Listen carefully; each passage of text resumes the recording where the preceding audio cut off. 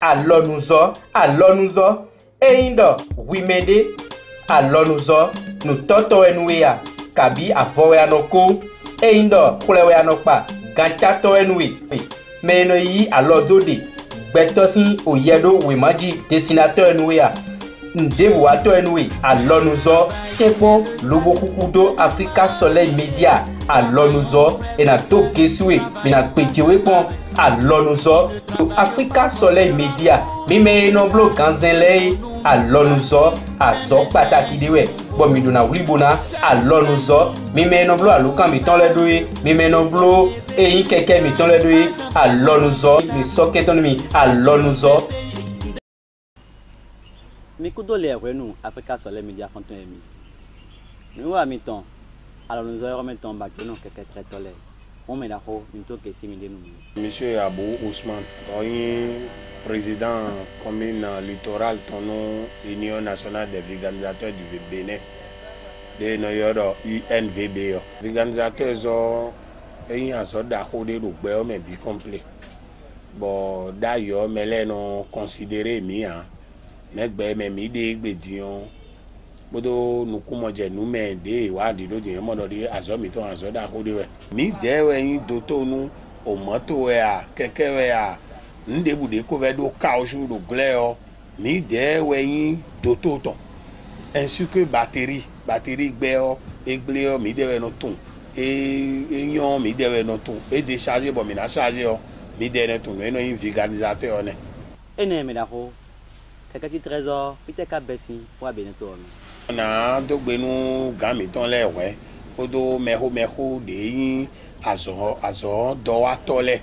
no azo gosin dan ho to ho me do monde entier bi tout donc anagole sakete il m'a précisé sakete pour be ene les plateaux et ouais don azo wa mi mo do no mi teka yin azo anu mi no zan bo no azo na le o azo anu e mi na si hu mo bona wazo elo ewe yin do jenu kon me role blokodo ziza et tonko matériel des ans we ne no matériel traditionnel bo e fabriquer bosé inventé azo do we ne no me do nu kon yi medion le ko ade etesa mi de ni chobo de vole kale wa edin no za gomme no za dissolution we ne le ton me role de so no fabriquer podo essence podo gomme ko e no sen esse e no sen gomme bo no essence deji e we zi fabriquer we ne no bo e yo e no sado bon le so gomme de bo no so pedal keke ton de bo no bla bo no flom yo de bo no koli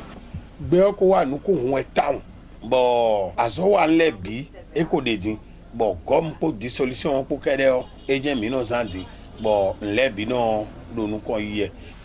mi no mo bo no tra keke no me le e 4 heures e no zan e no tinton we ntele mo kan tra keke na medele je Colfort zanji medele je ndile zanji bon nous néon et nyon bo na très parce que matière de bloc Colfort bon nous de bloc caoutchouc et bloc gomme et yin ndokpo a no aze gomme bo train na bo leze Colfort bo ze train na ou yesi do jido do po a amro Colfort on no ya vundo ko me gomme ton e ye no meteni gade gbevi mi ton de lede e bo bana ho azo wa ndagbe ya bodo ko evere do a bodo call point nenu o emi na tre keke ne bidio e kai ndokpo a ndokpo a igbonfo donc nous ne les gens bon gomo bodo dissolution po ewe no yon bo mi no wa zona tu en ton keke si afo nous et donc keke wa nous e en mo clevave en ton valve aussi bonazi bo jon bo en ze demande neutre ze nous contonder mais oser regarder mais en ton keke tu si afo bodo jon me bo mo fi etonde bo gratter bo sa dissolution do bo ze gomme deji bo serrer nto ero chimico ji no yoro ndero chimico we no me hole no bloda e no blo podo keke sin pedal we ndo fidi bo no flom yo di me e so do mo a gbe o ko le hunukun bo mi no blo bo no préparer bon so do chimico ji chimico anu e chi jan e to don bo e no zi fez ozo bo no ze deji fez ozo chimico de we le de bo yin akura bon is blafo e no zinle bo e no chauffer ni mi dele o bi mi ma me bi si do akura mi de bedele do richo bedele no san gaz e we zombo mi ze do no blo e pedi bo nu kon yi nize de mais egbedion e no le asin à quoi manazando à so mettons me des sous des ledi comme des les no les à so réglé à moyer ben no cinq chambres cling cling et no cinq pneus cling cling les pour nos dozo pour nos demi de faire chauffer alors que matière des blocs caoutchouc et pneus à le chambre à NLO ouais dozo die baru gigmo ko meli azon do wedi INVB Union Nationale des Organisateurs du Bénin et l'aide de lutte ne des sous bleu mais do walo ne les ans mina don ye wa raison do mi horicho allo mi ho gaz allo mi ba moyen de vous parce que nous vivons les des do et au bedin 5 autant de moins de 14 ans et moi la télé de nazé mais on dit ouais à moi dire dio nous vilain on les do wine bon ouais et na jason bona était les nous mais au soir donc le bureau national de lutte ne les biblo et quand pas mis de ma aussi comme atier colforton bon nous des blocs caoutchouc et une poids et bloc colforton nous ayon mettons les matelassiers et ne nos colfort parce que colforton une matière de bono mo zozo et non les décoller alors mon signe bon simba temek pede obi on l'entomé et non les décoller mais comme pour dissolution pour zozo ouais no très et raison mais nos effets zozo dédi donc bono quelqu'un de rouler à l'eau moteur de rouler était chauffé et si décoller bon comme des bon mêler no do azo gbigbele wa nu mele we parce que azo na une qualité d'agbe nous e jeha azo dio e do azo an de jeha azo e do na ho bona zanu mele mais Union Nationale des Organisateurs du Bénin et do effort bleu we do sensibilisation bleu ay so mo mi bleu zu ko li no bi bo bleu monokufo ama e bolé ko do sensibilisation nu mele wele bi nu mi fon mi no do tagba o jewe bono do di don mele mais e do di dekpo we nous sommes très à part et de formation de soumets. Nous mettons plan azor gandi parce que vider les dédits bon il y a un plan azor faux pour nous roncer gangon pour nous donner mis azor ouais donc nous bio ni des sous des azor à finir un plan et mi plan pour nous là il va roder dit ouais donc il y a des gens plan et quand on quelqu'un de quoi ouais très bon et non donner mi gan bon aïe mais les trains nous trop et rien à même si c'était de matériel d'agbe et rien très trop et rien à bon et très nous trop ben les vont matière à David demi doda il est au caoutchouc sous pour demi bon bonne wa mo gomme pour dissolution pour et rien et son joie dion et besin besan mais nous les sortes de qualité d'agbe on we même comme mettons des soins mais non ba de me gandi we tu a mo d'agbe yo bon il qu'on va il faut que en de kweton bona ho de va yo nous avons pris pour barrer assez ou mon d'agria dion chambre de do wiwa ele o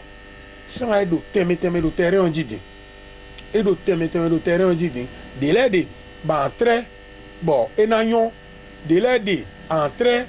et kana et comme gagner parce que chambre de dimbo nous ko sa dissolution do léon amaro dissolution non l'aide au fiflewe à zone de c'est-à-dire et rien et gaz de do gaz obi l'amener et il sous chambre à coco et si gombo de élastique grandi donc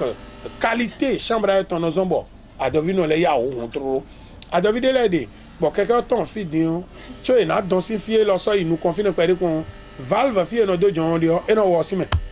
donc élastique so do caoutchouc so pe les mais mo do ko nte ko zomo des temps de dessous de do mele nya ho no adonu et do ikweli. Supposons que nos chambres est de 3000 et en de 1500 bandi et de 3000 et de 2500 et de 1500 chambre est de carabo de 750 mais sous mi pont chambre est de 750 pour de 3000 et si comparé à donc nous ne léo mais mi de plans et ouais mais non l'hebdo va roider dire notre qualité léo très bon chambre de dimbo gomme kedemi na zere di après dissolution ben entrée chambre de dim il faut que nous gratter chambre de vo bono sa dissolution do ye bono les gomme do ko meni chobo no zero dioji chobo ben entrée donc azode we bon bono ama ko ngbo pon ganji bo ton ando azoti wa we enyo da azomi ton pa ko yo nteka yin obe mi no se de mi o botem no mo azomi ton ouvert mi no mo e supo ouvert mais non mon support non bio ouvert mais ouais donc président communal littoral autant o wegege bevi mi ton le no ajenu mi on nu na be we o mi so do teme a mi de di sudo social o hen ha to gan mi ton we ne mi do social hen ha egbon be ton na yi din keke ton na ton eno de mi ku do do apo keke na de jon eno na mi jon mi ko de me bo no participer ha to gan ni donc il a flé mi de sous mes organisateurs le adopa mi non da yi ye gba mi me bisin ce qui est normal parce que to do na me dion problème da ho de mi no do we yin do ete mi no yi boutique de le bono hun boutique o bo we nu mi de wa hun boutique o adi ko e ko du impôt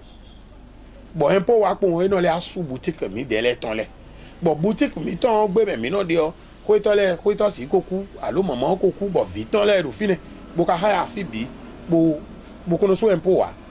nu e ba yon a do e do so impôt do a hosu gba me e we no yin nu e mi no zan do to o me le bi dion mi no aye impôt no do de mi ni ba kwepe de wa propriétaire les sorte intervenir en mais bon mi na ba kwepe mi si ba sun we sun aton we bejo ben na do mi ni signer engagement mba ni revoir à côté ni on ta we événement et les organisateurs qui ont des problèmes les tailleurs coiffeuses et même les bonnes dames qui vendent mais non louer boutique ne les bi et ouais des problèmes énormes donc les dire do attendiez bon que interne passé nous mi impôt boy domo et non à quoi des millions sous par mois mi ni non asou do impôt nous mi donc boy sous do impôt et aller pour mais louer boutique nous mi non na mi préavis mais louer boutique et na mi préavis. Donc, impôt est loué, on est basé sur quoi donc, en temps c'est fini. Ce qui est normal, parce que mes deux coétons, et ouais, mina attaqué. Et une boutique n'y est ton, et ouais, doit et t'as donné à penser de nous, et nous doit l'onzo à tous les bissi tamé. Mais non, oiseau, bon, blé oiseau, mais des lectons, t'es un oiseau, des bouts très risqués. Et donc, nous, donc, beau, fidèle, mais bien qu'on tourne, et notre dossier, mais on a l'ombre, mais moi, et ouais, zombo. Chaque mois, mi de mi no play à ville, les no blo les no camion, pneu péville non bono to jondi, les mi de mi no do. Azo mi de ton pneu do ba, ni no jono yon, batterie do bo, nous kunwele no bliwe. Ouvert do azo mi ton me din. Akpo fi ni on gan e ro fine nu mi ne. Nda zo na wa we o, no ze gan, bono do, ville de sou, gan vovo ro fine, boy no do, bono wa zo na. On vile dile di mo kono se to nu bia dile no jodo pono wazopo alo ya po ouvert di me alo god e ka dia eyon o temi ka do bona sotanu nuelo town we he hunu mi on bona do clean eno wa mi gan le o eni dalo ayibo dalo akon mi lo kan van we bonu azo e ton eni no dugbe ton parce que me di akwedi ton se anko me bo blonde hop ne we hop batterie honde we o et Donald les tombes c'est à quoi c'est vivi Union nationale des organisateurs du Bénin et le bevito les pliwe bodo plein on na yewe do game nous kayin de bo ven mi ta on we ndo mi jando pneu hon maison organisateur mi jando batterie hon maison organisateur de nos charger batterie mi masoze pneu quoi bo confier nous m'aider vous et ko doude di we cho wa mi degon. Et ça, c'est comme qualité, premier choix à nous, et nous venons mi temps. Donc, nous sommes beaux et finis. Et support. Et non, des fois, nous vlog, mais ça, nous y est oui. Ouais, tu nous sommes à nous. Donc, mais ça, c'est qu'on nous servi. Nous sommes à dehors. Bon, nous, nous donné bolé à nous, vivre Togan en dessous. Togan, mettons, Sissi Gérard, monsieur Talon, dans Tom, mettons, bon du waton clé d'idiot daho nous mi me organisateur les to ko me do na me mi de su kasi haro to ko me nous mi ha to ko me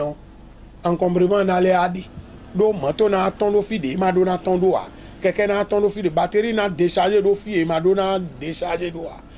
et donc to ko kaka on mi no flin mi me organisateur les ena tienomi egbeton yi pipa nu ndo e wede bonu